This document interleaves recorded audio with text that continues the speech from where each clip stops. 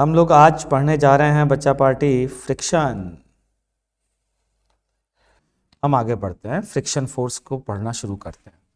तो friction force, friction force की definition सभी लोग लिख लें मेरे साथ साथ। बहुत अच्छा बेटा, शाबाश। Is the component of contact force between two bodies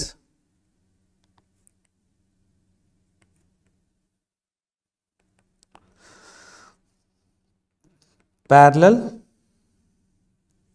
or tangent to the surfaces in contact,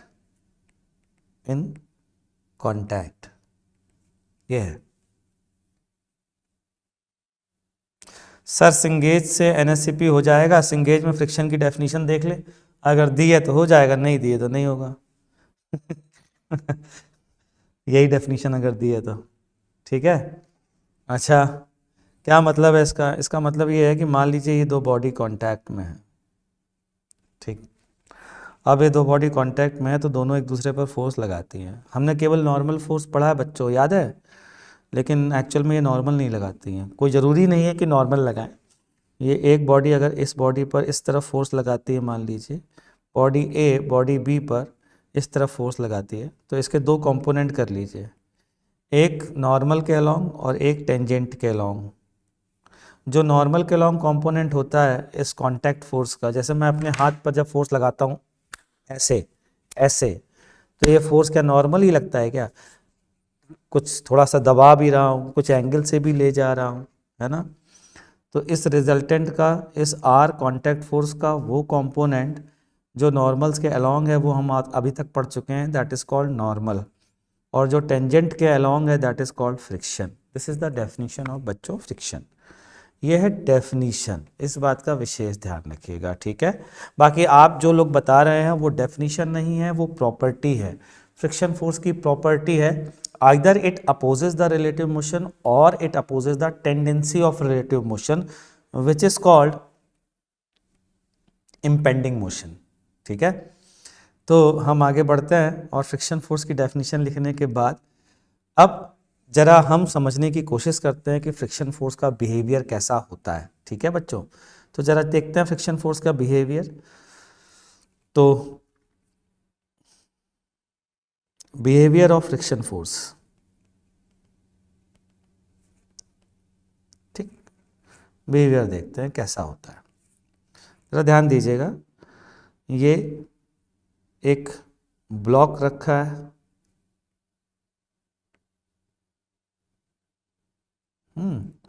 और ये ऐसे रखा है, ठीक। अब यहाँ पर भाई साहब जो हैं एक खड़े हैं। अब इनकी क्या है कि छुट्टियाँ आ गई, कोटा में रहते थे, इनका सामान था, सामान इन्होंने बक्से में भर लिया। अब ये बक्से को धक्का दे रहे हैं, रोड पर इनका बॉक्स रखा हुआ है, ठीक है। ध्यान से सुनना। तो आप जो है भैया कोटा में हैं और घर जाने की खुशी में आपने सारा सामान एक बक्से में बंद कर लिया, बक्से को रोड पर रख दिया और उसको धक्का देने भाई साहब।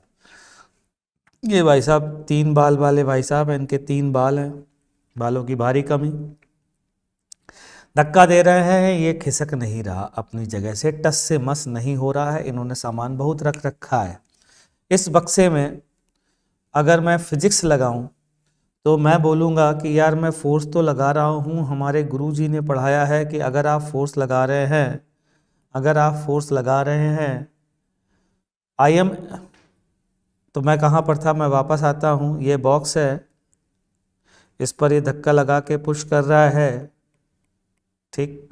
जब ये पुश कर रहा है, बॉक्स नहीं हिल रहा है। हमारे गुरुजी ने पढ़ाया है कि अगर फोर्स लगता है तो F बराबर ma होता है, लेकिन ये बॉक्स नहीं चल रहा है, तो गुरुजी ने गलत पढ़ाया है। गुरुजी ने तो कहा है एक्सीलरेशन होना चाहिए। जब हम धक्का लगा रहे हैं तो एक्सीलरेशन इसका हो क्यों नहीं रहा? क्या कारण है? इसका कारण बहुत सिंपल है, क्या? इसका मतलब अगर ये नहीं चल रहा है तो इसका एक्सीलरेशन 0 है, और एक्सीलरेशन 0 होने का मतलब बच्चों क्या हुआ? एक्सीलरेशन 0 होने का मतलब है कि इस पे लगने वाला नेट फोर्स क्या होना चाहिए? 0 होना चाहिए। नेट फोर्स 0 का मतलब ये हुआ कि जितना फोर्स गुरुजी आप लगा रहे हैं उतना ही फोर्स नीचे वाली जो सरफेस है वो इस पर अपोजिट डायरेक्शन में लगा रही है, और यही कहलाता है फ्रिक्शन फोर्स। आया समझ में? कुछ पल्ले पड़ा? ठीक है। अच्छा जी, हमने एक अपने दोस्त को और बुलाया, हमने कहा भाई थोड़ी मदद करा दो। वो भी आया, उसके ढेर सारे बाल हैं। उसने कहा चलो मैं धक्का देना शुरू करता हूँ। उसने भी धक्का देना शुरू किया, और लगने वाला जो फोर्स है वो अब हो गया, मान लीजिए 2F। बॉक्स था बहुत भारी, बॉक्स टस से मस नहीं हुआ, और बॉक्स अगर टस से मस नहीं हुआ तो फिर हमने गुरुजी के दिए गए ज्ञान पर गए। नेट फोर्स होना चाहिए 0, फोर्स लग रहा है 2F, तो फ्रिक्शन की वैल्यू क्या होनी चाहिए? 2F होनी चाहिए, अपोजिट डायरेक्शन में होनी चाहिए, ताकि नेट फोर्स 0 हो जाए।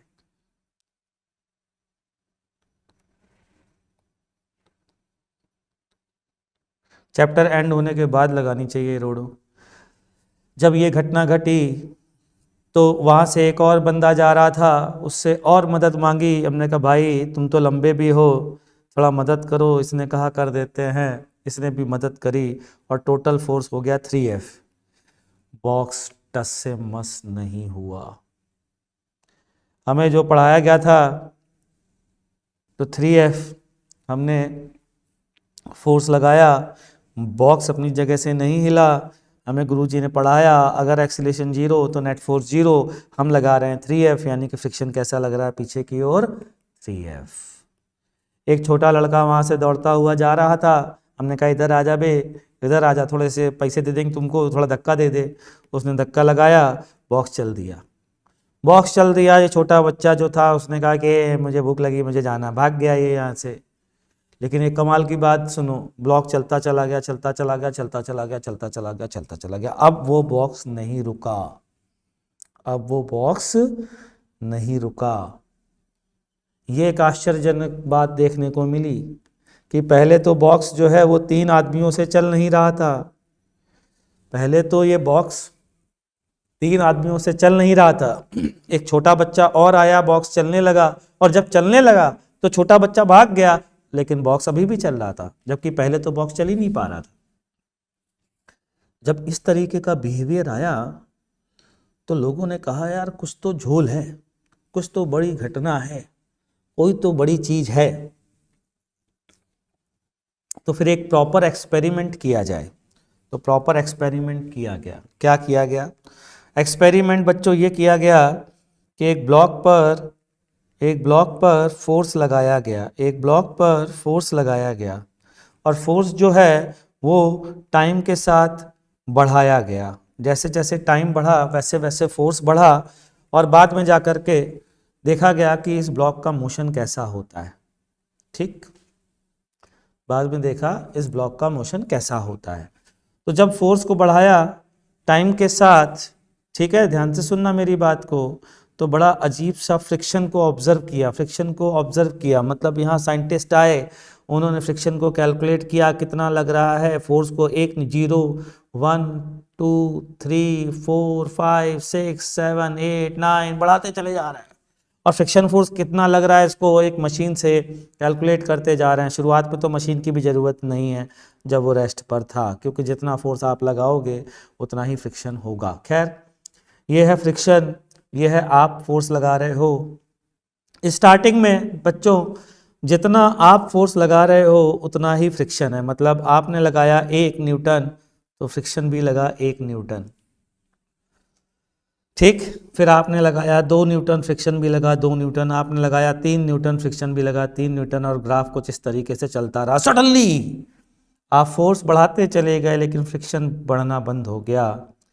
एक मैक्सिमम वैल्यू अचीव करने के बाद हमने क्या देखा? हमने एक आश्चर्यजनक घटना देखी, और वो आश्चर्यजनक घटना ये थी कि इस रीजन में ब्लॉक रुका हुआ था, ब्लॉक स्टैटिक था, और इस रीजन में ब्लॉक चल रहा था, मतलब ब्लॉक काइनेटिक था। इस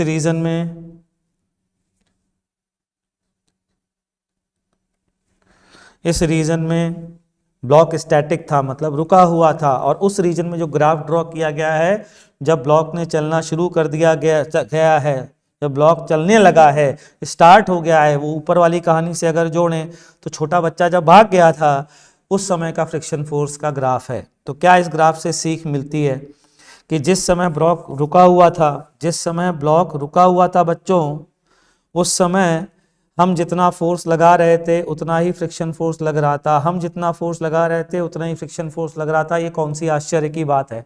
जब आप बोल रहे हो कि ब्लॉक रुका हुआ, जब आप बोल रहे हो गुरुजी कि ब्लॉक रुका हुआ है, तो जाहिर सी बात है आप जितना फोर्स लगा रहे होगे उतना ही तो अपोजिट डायरेक्शन में लग रहा होगा ना यार, तभी तो ब्लॉक रुका हुआ है। क्यों भाई लोग, है कि नहीं। काइनेटिक को ध्यान से देखो, जब ये ब्लॉक चलने लगा तो हमने क्या देखी, अद्भुत बात, आश्चर्यजनक बात। ये अद्भुत बात और आश्चर्यजनक बात, अद्भुत बात और ये आश्चर्यजनक बात क्या है कि अब फ्रिक्शन जो है वो चेंज होना बंद हो चुका है। अब ये फ्रिक्शन चेंज होना बंद हो चुका है, कांस्टेंट है। आप फोर्स बढ़ा रहे हो, आप फोर्स की वैल्यू पहुंच गए हो 50 न्यूटन, 100 न्यूटन, 1000 न्यूटन, लेकिन फ्रिक्शन फोर्स धड़ धड़ धड़ धड़ धड़ हर बार क्या आ रहा है, कांस्टेंट आ रहा है। तो फिर हमें ये समझ में आई बात कि भैया इसको दो हिस्सों में डिवाइड करना पड़ेगा। ओ से ए वाले फ्रिक्शन को अलग से पढ़ना पड़ेगा और ए के बाद वाले फ्रिक्शन को अलग से पढ़ना पड़ेगा। समझ में आ गई बात। तो एक फ्रिक्शन कहलाता है स्टैटिक और दूसरा फ्रिक्शन कहलाता है काइनेटिक। तो इस बात को हम लिख लेते हैं बच्चों, ये डायग्राम बना लो ताकि हम आगे आपको लिखवाना शुरू करें। हम पेज टर्न करने वाले हैं। चलिए मैं पेज टर्न कर रहा हूं, आगे बढ़ते हैं। आगे क्या है, friction force acting on the block when it was at rest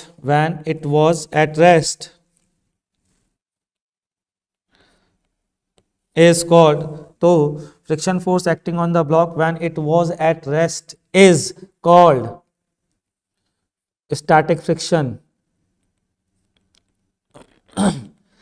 and is represented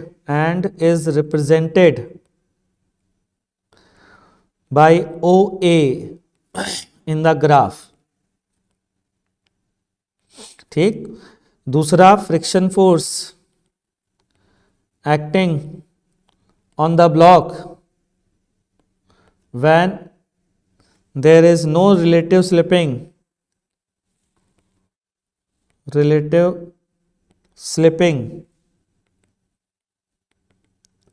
is called kinetic friction,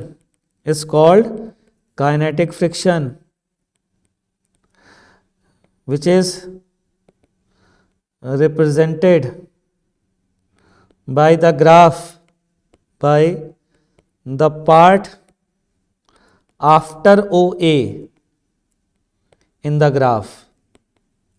ए के बाद, OA के बाद जो ग्राफ है वो काइनेटिक फ्रिक्शन को रिप्रेजेंट कर रहा है बच्चा पार्टी।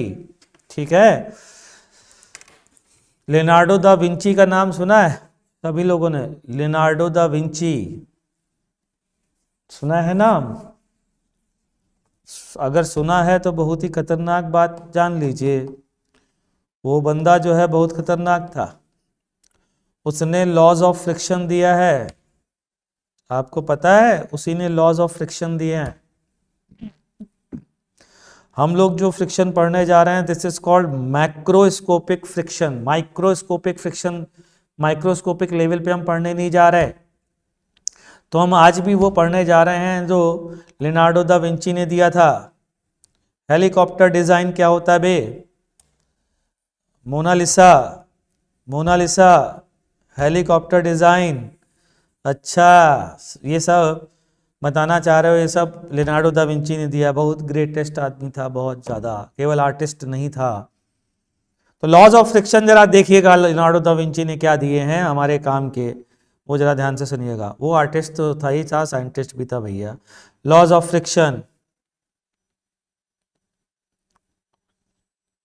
ये एम्पिरिकल लॉ हैं। एम्पिरिकल लॉ का मतलब क्या होता है? ये अप्रॉक्सीमेटली वैलिड हैं, ये ट्रू वैलिड नहीं है, बिल्कुल सही वैलिड नहीं है, तो एम्पिरिकल लॉज हैं।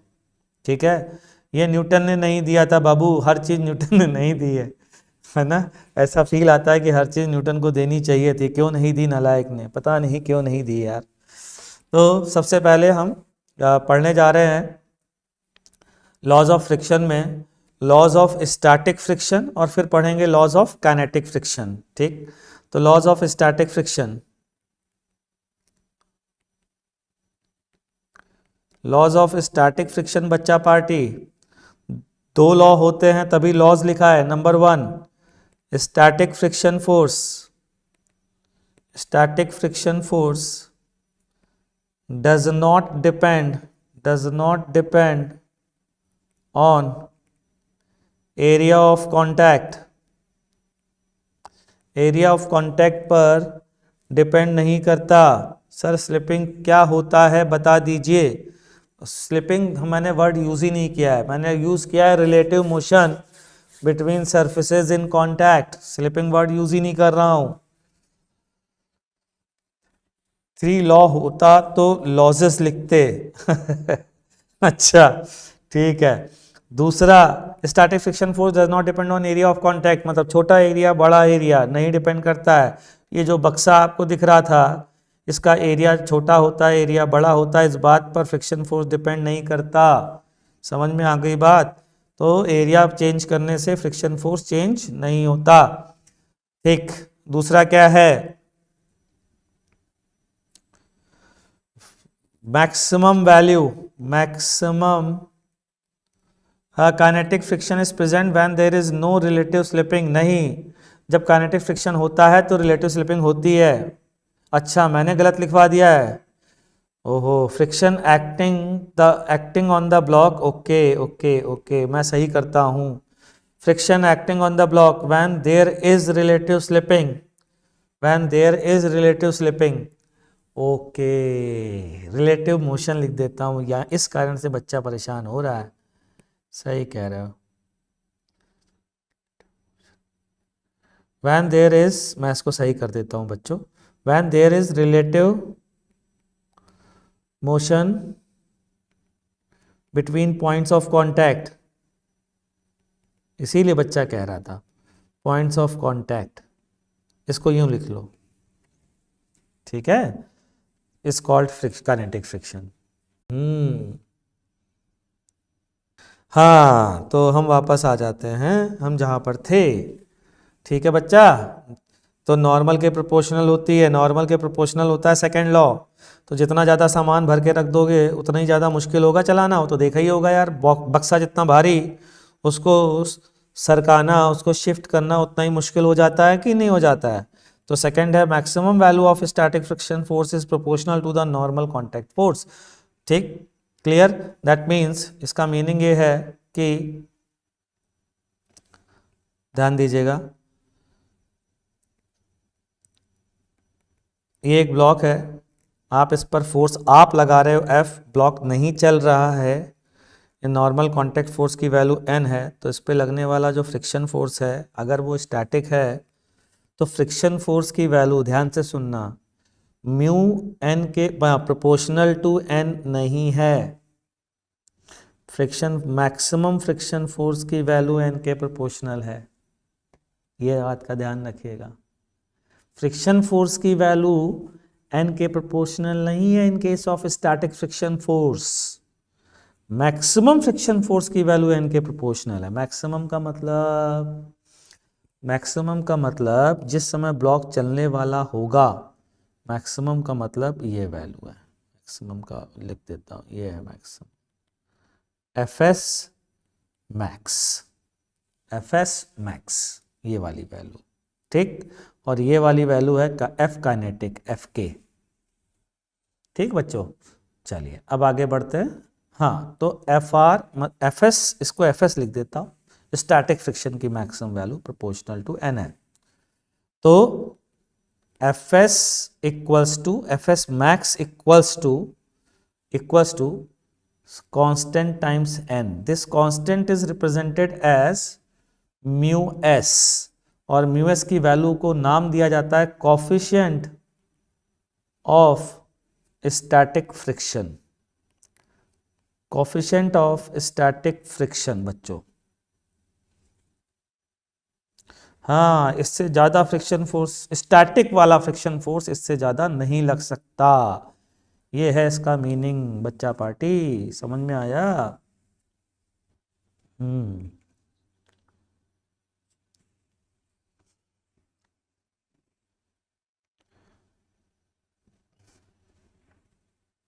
इतनी बात समझ में आ गई बच्चों? ठीक है, अब एक और बढ़िया बात बताता हूँ। मासलेस से मतलब नहीं होता है आशुतोष, नॉर्मल से मतलब होता है। एक मासलेस स्ट्रिंग को इस पुली के दोनों तरफ खींचोगे अगर टेंशन टी लगा करके, तो यहाँ पर नॉर्मल आएगा नहीं क्या? तो नॉर्मल के लिए मासलेस मास का होना जरूरी नहीं है। म्यू का साइन कैसे बनता है? ऐसे ऐसे ऐसे, जैसे यू होता है, यू यू में एक साइड लिखते हैं, ठीक है, यू में यूं करते हैं और वी में यूं करते हैं, शार्प एज। म्यू में ये वाली लंबी लाइन रखते हैं, ये छोटी रखते हैं और ऐसे कर देते हैं, ठीक, और उसको बोलते हैं म्यू। म्यू को म्यू बोलेंगे और क्या बोलेंगे? Mu, M U, mu. ठीक, अब जरा ध्यान से सुनना। Mu S, mu S generally ध्यान रखिएगा, generally mu S is less और इक्वल देन 1। ये जनरली होता है, लेकिन ज़रूरी नहीं है कि ऐसा हमेशा हो। ध्यान रखिएगा बेटा, एनएलएम का सलूशन अब मेरे पास मैं देखता हूँ, कोशिश करता हूँ, ठीक है। तो ज़रूरी नहीं है कि 1 से बड़ा नहीं हो सकता है, लेकिन जनरली कहाँ सर 1 से बड़ा होता है, मैं बताता हूँ। For rubber to rubber, rubber to rubber contact में म्यू एस जो है वो 1 से बड़ा हो जाता है। दो रबर को आपस में ऐसे लगा कर ऐसे ऐसे करने की कोशिश करो घिसने की, वो घिस नहीं पाओगे, वो अटक जाएंगी, फंस जाएंगी, ऐसा फील आएगा तुमको, ठीक है, क्योंकि वहाँ म्यू एस की वैल्यू हाईएस्ट होती है, 1 से भी बड़ी चली जाती है, ठीक। तो ध्यान रखिएगा, 1 से बड़ा हो सकता है, लेकिन जनरली 1 से छोटा होता है। क्लियर? ठीक। अच्छा, अब आते हैं डायरेक्शन पर, स्टैटिक फ्रिक्शन फोर्स का direction, direction of static friction force.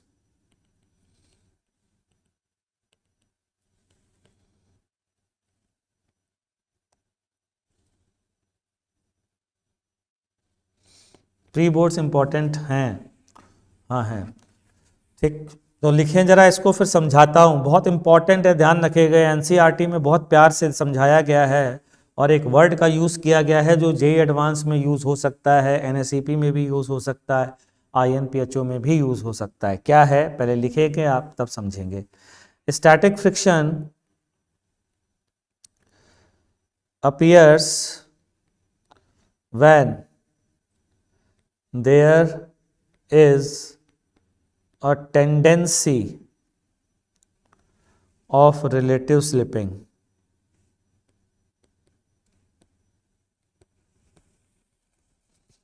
between the two surfaces in contact। Relative slipping का मतलब relative motion in contact, contact में रहते हुए रिलेटिव मोशन होना रिलेटिव स्लिपिंग कहलाती है। ये दोनों पॉइंट कांटेक्ट में रहते हुए, ये सरफेस कांटेक्ट में रहते हुए रिलेटिव मोशन रिलेटिव स्लिपिंग कहलाती है, ठीक है, between the two surfaces in contact. This force always opposes relative impending motion,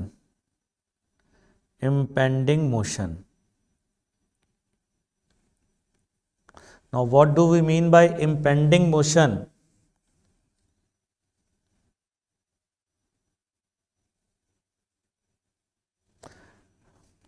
impending motion का मतलब क्या होता है? तो जरा समझिए इम्पेंडिंग मोशन का मतलब। इम्पेंडिंग मोशन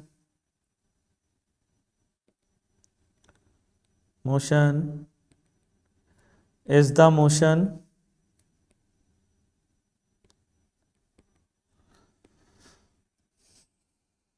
आरवाई सर के नोट्स फॉलो कर रहे हैं, बहुत बढ़िया। धैर्य भार्गव, स्लिपिंग का मतलब समझ में आ गया? बता दिया स्लिपिंग का क्या मतलब है।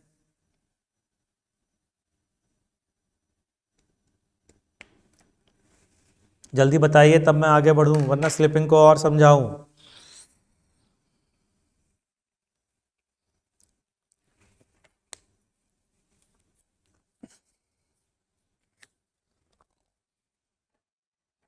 ठीक है।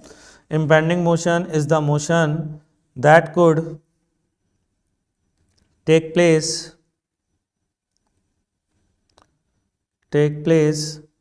but does not actually take place. वाह वाह वाह वाह, क्या बात है, क्या बात है। ABJ सर कौन है बेटा? मैं नहीं जानता। Impending motion is the motion that could take place but does not actually take place under the, ध्यान से सुनना, under the applied force and in the absence of friction।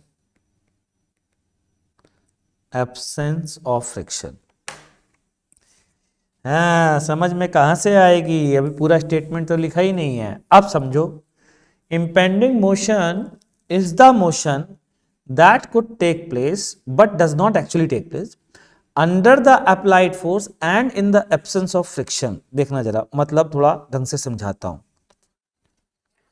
ध्यान से सुनना। पोटेंशियल मोशन का है, ये कॉमन लैंग्वेज में तो शौर्य भार्गव वर्ड सही है, लेकिन फिजिक्स की लैंग्वेज में इस वर्ड का कोई मतलब नहीं है। ध्यान से सुनिएगा, मैं बताता हूं आपको। मान लीजिए ये M1 है, ये M2 है, इस पर फोर्स F0 लग रहा है। ध्यान दीजिएगा भाई, ठीक, इस पर फोर्स F0 चल रहा है, लग रहा है, और दोनों मूव नहीं कर रहे हैं due to friction. Both are at rest due to friction. Friction के कारण दोनों मूव नहीं कर रहे हैं, ठीक। अभी ध्यान से सुनना मेरी बात को। मान ली, तो अब पूछा गया कि बताइए बताइए बताइए फ्रिक्शन कहाँ होगा, ये वो किधर, डायरेक्शन क्या होगा। मैं कहा अभी बताते हैं। ध्यान से सुनना, इम्पेंडिंग मोशन किसे कहते हैं। मान लीजिए M2 पर मुझे फ्रिक्शन फोर्स चाहिए, तो इस सरफेस को फ्रिक्शन लेस मान लीजिए, Fr बराबर 0 मान लीजिए in the absence of friction, और अप्लाइड फोर्स को लगाइए और देखिए कि कैसा रिलेटिव मोशन हो रहा है। That motion is called impending motion. तो अगर फ्रिक्शन नहीं होता और आप M2 पर आगे फोर्स लगाते, तो क्या M1 आगे जाता बच्चों? क्या M1 आगे जाता बच्चों? नहीं जाता। M1 वही रहता, M2 आगे चला जाता। तो M1 से देखने पर रिलेटिव मोशन देखिए, M1 से देखने पर M2 का इम्पेंडिंग मोशन आगे की ओर है।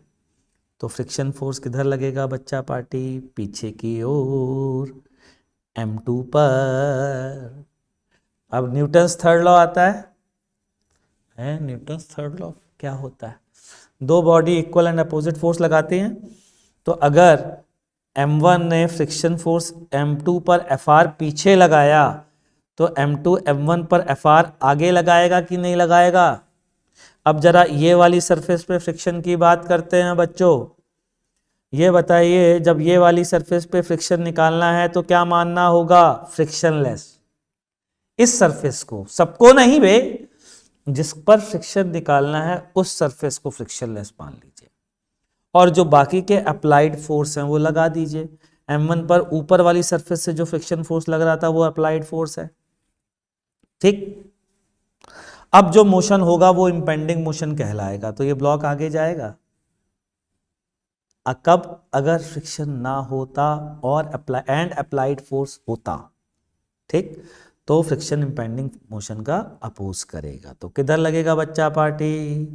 पीछे की ओर लगेगा। ये है नीचे वाला फ्रिक्शन, तो इसको FR डैश कह देते हैं, जो सरफेस के कारण ब्लॉक पर पीछे की ओर लगेगा। हाँ, कुछ पल्ले नहीं पड़ रहा है गुरुजी, क्या कह रहे हैं? पढ़ रहा है? अच्छा, अगर पढ़ रहा है तो चलिए एक क्वेश्चनवा हो जाए आपके साथ। हाँ, क्वेश्चन पूछते हैं आपसे। तो कुछ एग्जाम्पल है पहला सिंपल सा, और वो ये कि ये एक सरफेस है, इस सरफेस पे ये एक ब्लॉक है 5 किलोग्राम का, इस पर लग रहा है 10 न्यूटन का फोर्स बच्चा, और म्यूएस की वैल्यू दी है 0.8, ठीक। आपसे पूछा गया है कि find value of friction force acting on the block, चलिए बताइए भाई।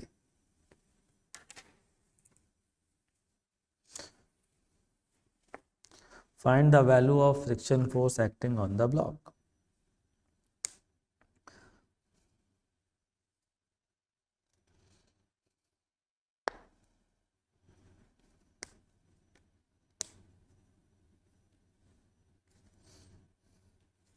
FS मैक्स जो है वो होता है म्यूएस इंटू एस एन की वैल्यू कितनी है बच्चा पार्टी?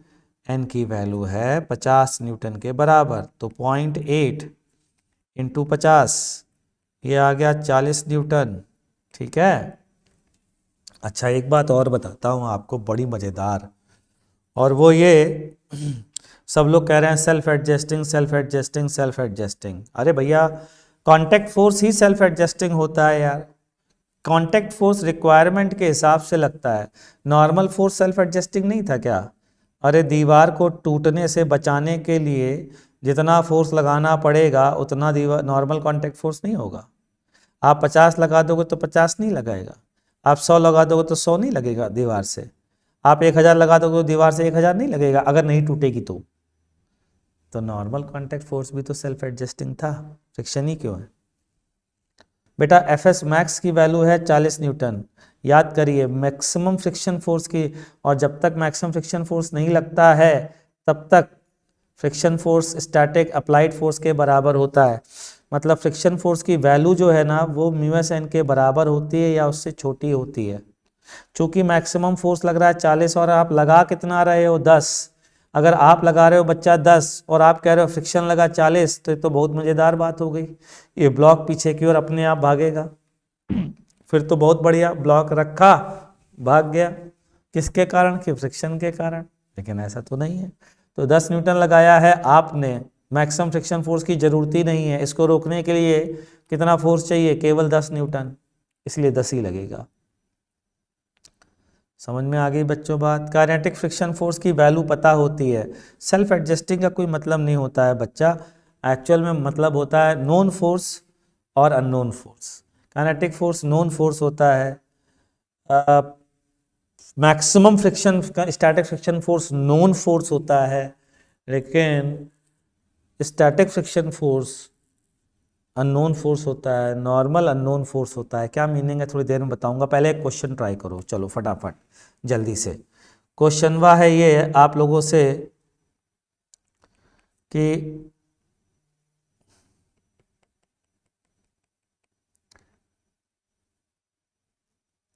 ये एक ब्लॉक 5 kg का, म्यू की वैल्यू है 0.2, ठीक है,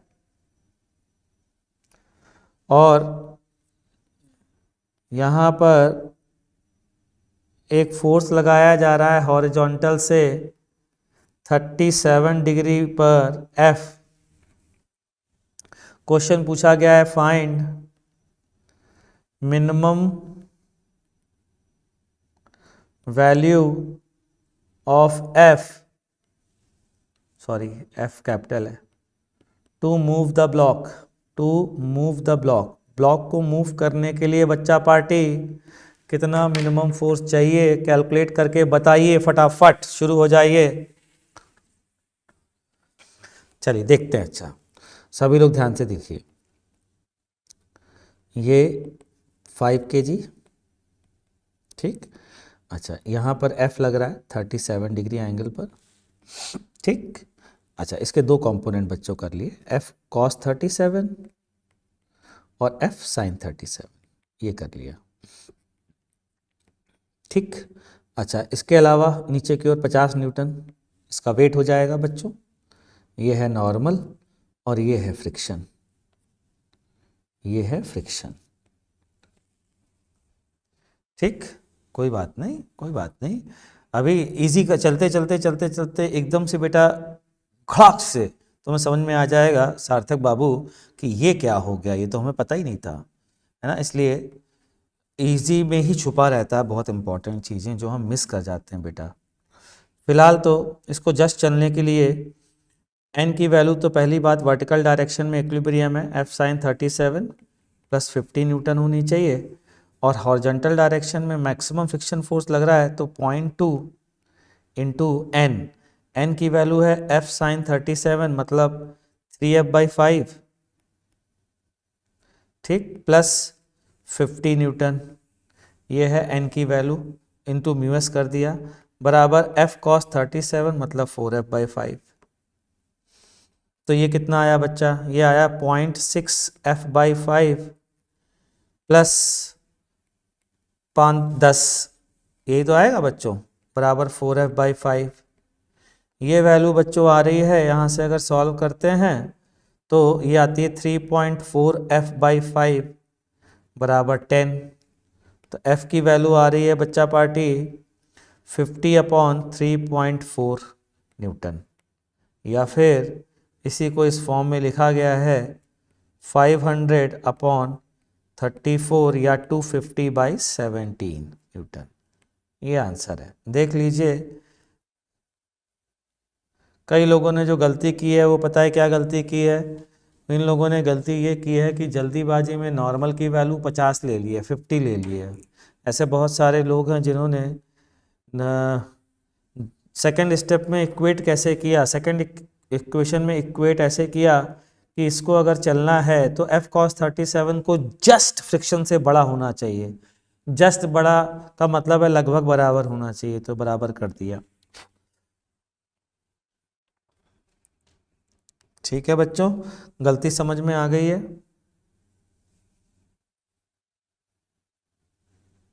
ठीक है, अब हम आगे बढ़ते हैं और इस क्वेश्चन को हम एक बार वापस से लौट के देखेंगे। इस क्वेश्चन में कुछ खास बात है चमचमाती हुई, और वो खास बात जो है वो हम लौट कर एक बार फिर से देखेंगे कुछ डेफिनेशन पढ़ने के बाद। तो बी पार्ट आते हैं काइनेटिक फ्रिक्शन पर। बी है काइनेटिक फ्रिक्शन।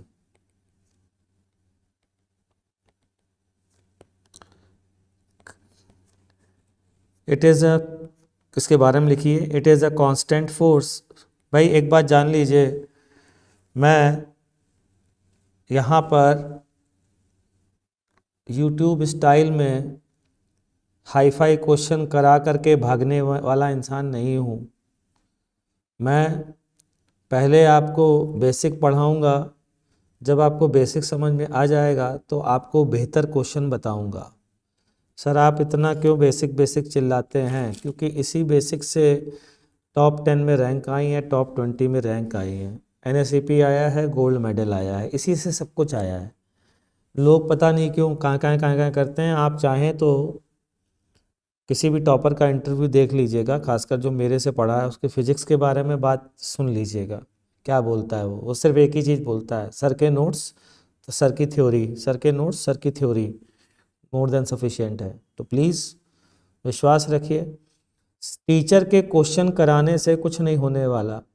अच्छे क्वेश्चन आपको खुद ट्राई करने चाहिए। टीचर अगर पहले से ही अच्छे क्वेश्चन करा देगा तो आपके लिए करने के लिए क्या बचा, है ना। It is a constant force, लिखिए, it is a constant force and it only acts when there exist relative motion। Relative motion मतलब जिसको मैं स्लिपिंग स्लिपिंग चिल्ला रहा हूँ इतनी देर से, between the two surfaces in contact, two surfaces in contact. ये बहुत इंपॉर्टेंट लाइन है और विश्वास मानिए जिन लोगों को ये बहुत आसान दिख रहा है, मैं आगे चल करके उन्हीं लोगों को फंसाऊंगा सिर्फ डेफिनीशन पर, ये मेरा प्रॉमिस है। और अगर नहीं फंसे तो तुम्हें जेई में टॉप 100 में आने से कोई रोक नहीं सकता, ये भी बता देता हूँ, है ना। तो पढ़ने का तरीका, थ्योरी पर बहुत अच्छे से फोकस करो, ध्यान रखिएगा। Kinetic friction relative motion between two surfaces, relative motion का अपोज करता है, जबकि वो इम्पेंडिंग रिलेटिव मोशन का अपोज करता था, ये रिलेटिव मोशन का अपोज करता है। तो इट ऑलवेज एक्ट्स, कहाँ लगेगा, ये किस डायरेक्शन में लगेगा, it always acts in the direction opposite to the direction of relative motion between the surfaces in contact, between the surfaces in contacts। ठीक है, हमेशा दो सरफेस है उनके बीच का जो रिलेटिव मोशन है ना उसका अपोज करेगा। सर इसका क्या मतलब है, थोड़ा डिटेल में समझा सकते हैं? बिल्कुल समझा सकता हूँ, ध्यान से सुनना जरा बच्चों। एक एग्जाम्पल के थ्रू इस बात को समझा रहा हूँ। मान लीजिए बच्चों, ये एक कन्वेयर बेल्ट है, ये एक कन्वेयर बेल्ट है और ये इस डायरेक्शन में 3 मीटर पर सेकेंड से जा रही है, खच खच खच खच खच खच खच खच खच खच खच खच खच खच खच खच, कितने से जा रही है, 3 मीटर पर सेकेंड से जा रही है। सर बराबर में तो क्या लिख रहा है यार। तो ये कन्वेयर बेल्ट जा रही है 3 मीटर पर सेकेंड से, ध्यान से सुनिएगा। ये एक ब्लॉक है, ये एक ब्लॉक है। इस ब्लॉक को बच्चों ध्यान दीजिएगा, इस ब्लॉक को 2 मीटर पर सेकेंड से फेंक दिया जाता है कन्वेयर बेल्ट से इस डायरेक्शन में, परपेंडिकुलर डायरेक्शन में। ये एक्स है, ये वाई है, तो ये वाई के अलॉन्ग भाई साहब फेंक दिया गया है परपेंडिकुलर, और बेल्ट जा रही थी 3 मीटर पर सेकेंड से, और आपने ब्लॉक जो है वो फेंक दिया। कैसे फेंक दिया, 2 मीटर पर सेकेंड से फेंक दिया। ठीक, समझ में आया कई बात, क्लियर। तो आपसे पूछा जा रहा है find direction of friction, find direction of friction on the block, on the block. चलिए बताइए।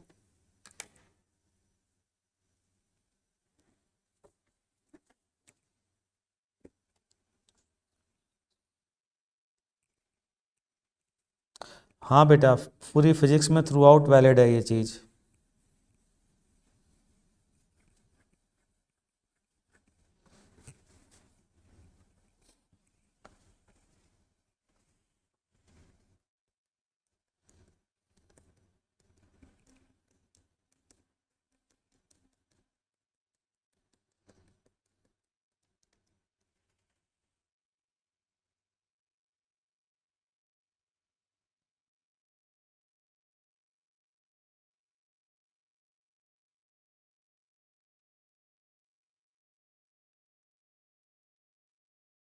थोड़ा ध्यान से सुनो बच्चों, जिस पर फ्रिक्शन फोर्स क्या लिखवाया है मैंने, it always acts in the direction opposite to the direction of relative motion between the two surfaces in contact.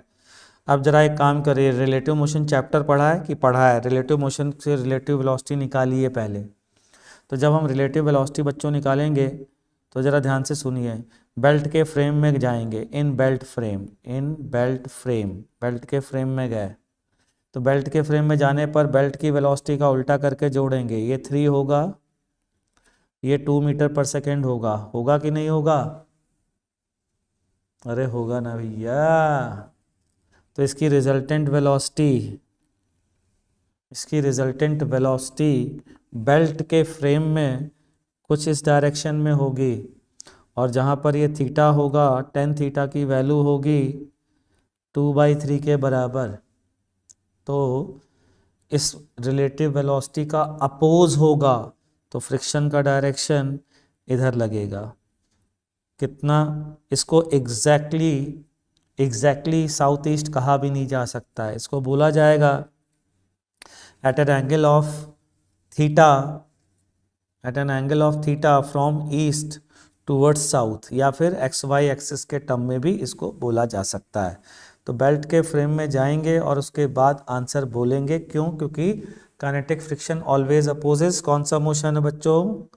जल्दी बोलो। Relative motion. ठीक है, रिलेटिव मोशन का अपोज करता है। क्या ये बात समझ में आई? है ना इम्पॉर्टेंट चीज। चलिए अच्छा, एक क्वेश्चन और पूछता हूँ। कई लोगों ने गलत आंसर बताया था। अगर मैं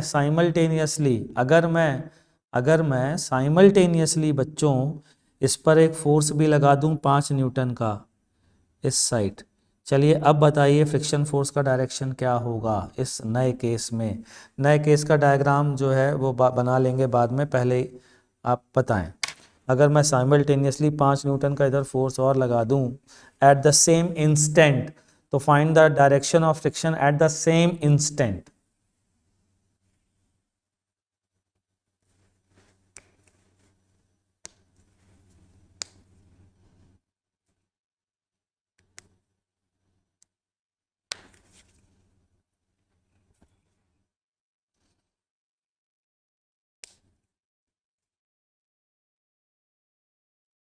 बोलिए बोलिए बोलिए बोलिए बोलिए बोलिए बोलिए बोलिए बोलिए। मैंने बोला इस इंस्टेंट पर, आप लोग क्वेश्चन तो सुनते नहीं हो। Friction at the same instant, at same instant, इसी इंस्टेंट पर बताइए बस। आगे पीछे का कुछ नहीं बोल रहे हैं आरव बाबू। एट द सेम इंस्टेंट बताना है, और एट द सेम इंस्टेंट तो बाकी लोगों ने जो आंसर दिया बिल्कुल सही दिया है। इसीलिए मैंने कहा था आप सभी से इस लाइन को ढंग से पढ़िए। It always acts in the direction opposite to the direction of relative motion. It does not depend on the force applied, जबकि static friction force applied force पर डिपेंड करता है, kinetic friction force applied force पर depend नहीं करता। तो this force does not depend on क्या क्या किस पर डिपेंड नहीं करता? Applied force. This it's direction only depends on क्या? Only depends on relative motion, मतलब रिलेटिव स्लिपिंग। ठीक, चलिए अब फटाफट इसके दो लॉ जो होते हैं इसके भी लिख लेते हैं हम लोग। ठीक, अब मैग्नीट्यूड कैलकुलेट करना सीख लेते हैं। तो इसके लॉ क्या होते हैं वो लिखते हैं। लॉस इसके वही भाई साहब ने दिए हैं। Number 1, this force does not depend on area of contact, area of contact. दूसरा, ये मतलब ये तो वही वाला हो गया घिसा पिटा। ठीक, दूसरा सुनिए, its magnitude is proportional to the normal contact force। ठीक है बच्चों, this force does not depend, its magnitude is proportional to. ध्यान रखना, इसकी वैल्यू पता होती है, स्टैटिक की नहीं पता होती है। स्टैटिक की केवल ये पता होती है कि मैक्सिमम वैल्यू क्या है, और मैक्सिमम से कम लग रहा है तो अननोन होती है, अप्लाइड फोर्स पर डिपेंड करती है। ठीक, लेकिन इसका मैग्नीट्यूड, काइनेटिक फ्रिक्शन का मैग्नीट्यूड पता होता है, सेल्फ एडजस्टिंग नहीं बोला जाएगा। रिलेटिव वेलोसिटी के अपोजिट होता है, और kinetic friction is proportional to n again. Now this time coefficient of friction is denoted by mu k, वो mu s था, और इसका नाम है coefficient of kinetic friction, coefficient of kinetic friction बच्चों। ठीक है, ये क्या है, coefficient of kinetic friction. Generally क्या हमेशा ही, बल्कि मान लीजिए म्यू के आपके सिलेबस के हिसाब से म्यू एस के और जीरो के बीच में रहता है। In most cases mu S से छोटा ही रहता है, बराबर भी नहीं हो पाता। ठीक है, इन मोस्ट केसेस छोटा ही रहता है लेकिन बराबर हो जाता है। चौक के केस में बराबर हो जाता है। ब्लैक बोर्ड पर जब चौक चलाते हैं ना तो वहाँ म्यू एस और म्यू के बराबर होते हैं इन दैट केस। ठीक है, तो लेकिन जनरली मोस्ट केसेस में म्यू के लेस देन म्यू एस होता है। ठीक बच्चों, तो ये दो लॉ थे काइनेटिक फ्रिक्शन फोर्स के, और इन दो लॉ के साथ एक छोटा सा क्वेश्चन दे देता हूँ, वो करके ले आना। उसके बाद फिर मैं nature of static and kinetic friction के लिए एक एग्जाम्पल लूँगा, ज़रा ध्यान से और बेहतर समझाने के लिए। ध्यान दीजिए सभी लोग, ये एक ब्लॉक है 2 kg का, इसको वेलोसिटी दी गई है 8 मीटर पर सेकेंड से। म्यू के की वैल्यू है बच्चा पार्टी 0.2। क्वेश्चन है find the distance travelled by the block. ये आपसे क्वेश्चन पूछा गया है। ठीक है, ये आपको होमवर्क दे रहा हूँ, नेक्स्ट क्लास में यही आपसे पूछूंगा। बच्चों मिलते हैं नेक्स्ट क्लास में, तब तक के लिए टाटा बाय बाय।